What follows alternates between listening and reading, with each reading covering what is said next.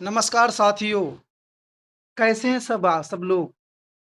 साथियों, हमारे channel study Jamshed पर स्वागत है आप सभी का। आज लेके आए हम बिहार के मखाने के बारे में टॉप 15 प्रश्न जो सभी प्रतियोगिता एग्जाम में पूछे जाते हैं। तो बिहार के मखाने को वैश्विक पासपोर्ट से संबंधित महत्वपूर्ण एमसीक्यू सेट जो सभी प्रतियोगी परीक्षाओं के लिए उपयोगी है। BSSC, BPSC, UPSC, PCS, SSC, railway, banking. साथियों, जितने भी प्रतियोगिता एग्जाम हैं, सभी एग्जाम के लिए आज की क्लास बहुत ही इम्पोर्टेंट रहने वाली है। साथियों, चलिए शुरू करते हैं बिहार मखाना पर आधारित महत्वपूर्ण एमसीक्यू। आज का पहला प्रश्न साथियों, बिहार के किस सुपरफूड को हाल ही में वैश्विक पासपोर्ट मिला है? साथियों, आपके सामने चार ऑप्शन हैं, जिसमें से साथियों ऑप्शन सी आपका राइट आंसर है, यानी सी राइट आंसर है। बिहार के मखाना को वैश्विक पासपोर्ट का दर्जा मिला साथियों।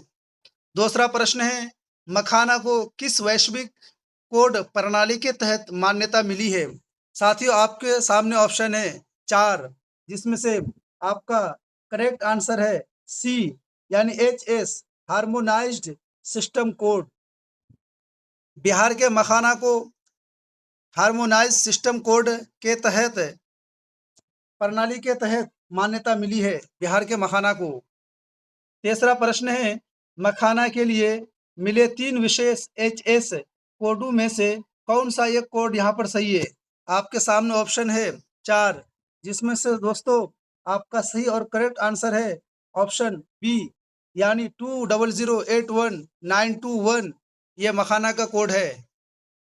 चौथा प्रश्न है, मखाना के अंतर्राष्ट्रीय एचएस कोड से क्या लाभ मिलेगा या क्या लाभ होगा? साथियों, आपके सामने चार ऑप्शन है, जिसमें से आपका करेक्ट आंसर है ऑप्शन सी, व्यापार में पारदर्शिता और बहुलियत बढ़ेगी। साथियों, बिहार के मखाना के अंतर्राष्ट्रीय एचएस कोड से व्यापार में पारदर्शिता और सहूलियत बढ़ेगी।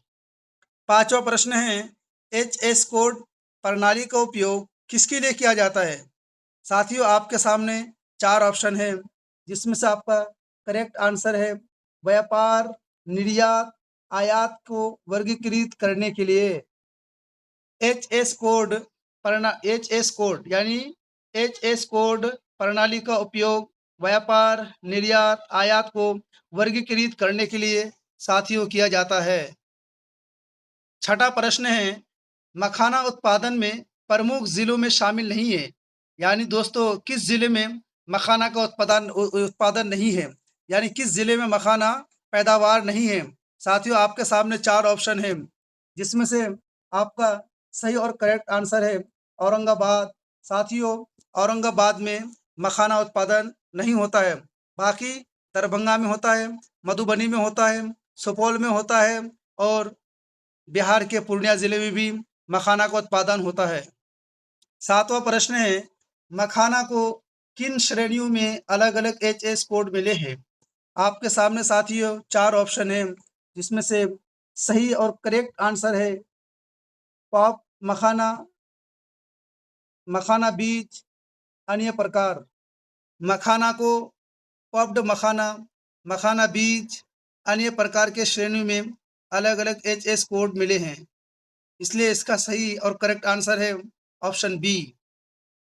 आठवां प्रश्न है, भारत में एचएस कोड कितने अंकों का होता है? आपके सामने चार ऑप्शन है, तो साथियों चारों में से ऑप्शन सी, यानी 6 अंक, 6 अंक। साथियों, भारत में एचएस कोड 6 अंकों का होता है, ये ध्यान रखना। बहुत ही महत्वपूर्ण क्वेश्चन है। साथियों, आपसे आपसे निवेदन है कि हमारे चैनल को सब्सक्राइब, लाइक और शेयर ज़रूर कर दे, ताकि हर आने वाली वीडियो आप तक ज़रूर पहुँचे। नौवां प्रश्न है, मखाना के लिए निर्धारित एचएस कोड यानी 20081921 किस श्रेणी के लिए है? साथियों, आपके सामने चार ऑप्शन है, जिसमें से ऑप्शन सी सही है, यानी पोप्ड मखाना के लिए ऑप्शन सी आपका करेक्ट आंसर है। 10वां प्रश्न है, वैश्विक पासपोर्ट मिलने से किसानों को क्या लाभ होगा? साथियों, आपके सामने 4 ऑप्शन है। तो आपका सही और करेक्ट आंसर है ऑप्शन बी, यानी सीधा लाभ और बेहतर दाम मिलेगा किसानों को। 11वां प्रश्न है, मखाना किस किस्म की फसल है? साथियों, आपके सामने 4 ऑप्शन है, जिसमें से आपका बी ऑप्शन इज करेक्ट, यानी मखाना जलीय फसल है। इसको भी ध्यान रखना साथियों। 12वां प्रश्न है, एचएस कोड प्रणाली किस अंतरराष्ट्रीय संस्था से जुड़ी है? साथियों, यह बेहद इंपॉर्टेंट क्वेश्चन है। आपके एग्जाम में 99% आने की संभावना है। साथियों, 4 ऑप्शन है, 4 में से आपका सही आंसर है, 12वां का सही आंसर है सी, यानी विश्व सीमा शुल्क संगठन। आपका सही आंसर है सी। 13वां प्रश्न है, मखाना के निर्यात में आसानी से क्या होगा? यानी मखाना के निर्यात में आसानी से क्या होगा? आपके सामने साथियों 4 ऑप्शन है, जिसमें से आपका सी आंसर सही है, यानी विदेशी मार्केट में पहचान और मांग बढ़ेगी। इसको भी साथियों बड़े ध्यान गौरपूर्वक देखना, क्योंकि हर एग्जाम में उम्मीद है कि ये सारे क्वेश्चन और सवाल आएंगे। 14वां प्रश्न है, मखाना के लिए तीसरा कोड यानी 20081929 किस प्रकार के उत्पादक के लिए है? साथियों, आपके सामने 4 ऑप्शन है। तो साथियों, 14वां प्रश्न का सही और करेक्ट आंसर है ऑप्शन बी, अन्य प्रकार का मखाना। Option B is right.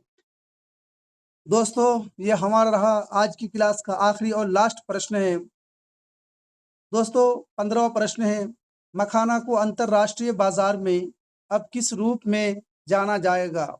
साथियों, आपके सामने 4 ऑप्शन है, जिनमें से 15वां प्रश्न का सही और करेक्ट आंसर है option B, global super food, यानी ग्लोबल सुपर फूड के नाम से अब विश्व के बाजार में यानी इंटरनेशनल बाजार में इसकी पहचान होगी। ठीक है साथियों, इसका सही और करेक्ट आंसर है ऑप्शन बी। साथियों, क्लास के डिस्क्रिप्शन में हमारे टेलीग्राम का लिंक अवेलेबल है। आप चाहे तो वहां जाकर के हमारे टेलीग्राम में जाकर के फ्री पीडीएफ प्राप्त कर सकते हैं और अपनी ज्ञान को आगे बढ़ा सकते हैं और अच्छी बढ़ा सकते हैं, पहुंच बढ़ा सकते हैं और अपनी एग्ज़ाम में कामयाबी हासिल कर सकते हैं। तो ठीक है दोस्तों, हमें कमेंट में ज़रूर बताएं कि हमारी वीडियो कैसी लगी आपको और आपको कितना नॉलेज था। दोस्तों, कमेंट में ज़रूर हमें कमेंट बॉक्स में ज़रूर रिप्लाई करें। ठीक है दोस्तों, आज की क्लास यही अंत करते हैं। पढ़ते रहिए, आगे बढ़ते रहिए और अपनी माँ बाप की ख्वाहिशों को पूरी करते रहिए। अपनी माँ बाप के सपने को साकार करिए। यही हमारी और हमारी टीम की शुभकामनाएं आप लोगों के साथ है। ठीक है दोस्तों, धन्यवाद। जय हिंद, जय भारत।